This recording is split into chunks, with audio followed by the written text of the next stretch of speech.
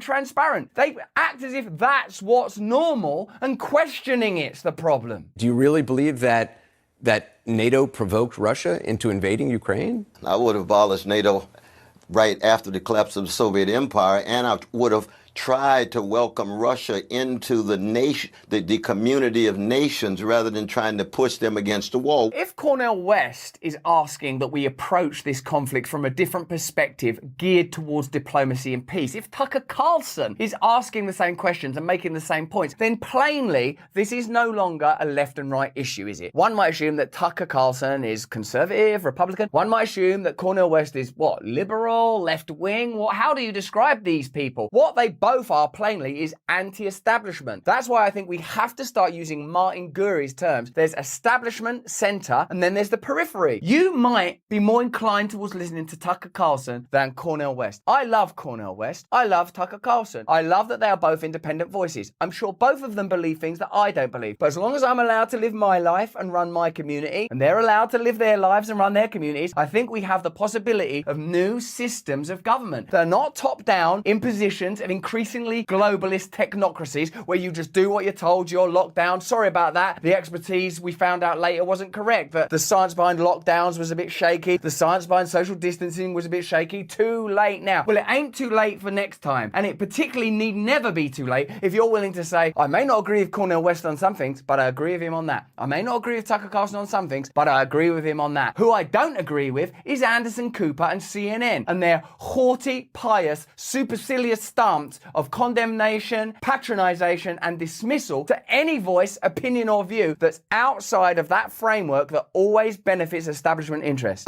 I do think it's inappropriate to compare the Russian bombing of Grozny and what we witnessed there with the war in Iraq. I'm astonished that someone can be on the news and even say that or think that for a second. Did you not watch it when you were broadcasting about it?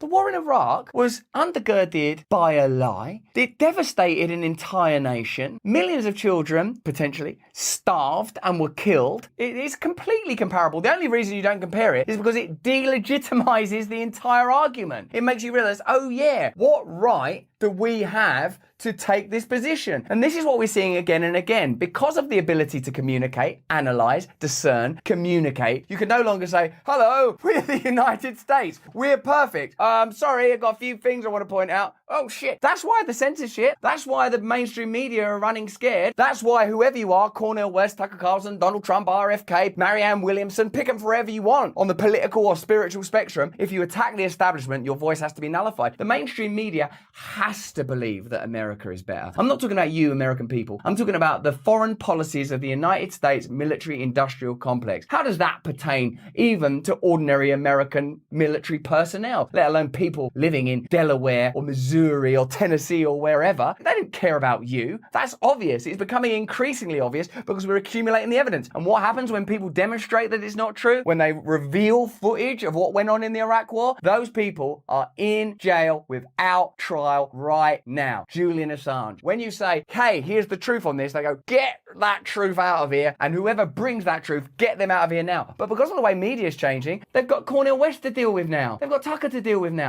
And we're watching live the media practicing their technique. Ah, so you're questioning the war. That means that you're saying you like it, the Ukrainian people are being killed. No, I'm saying end the war. That's that murderous way. There's no doubt about that. But the context is one in which that did not have to be if the expansion of NATO, and NATO is an arm of the American global power network. And I don't want World War III. I don't want World War III. The way that we're moving now, we got 3,000 advisors. Well, we heard that in Vietnam. We're on the way to possible nuclear exchange.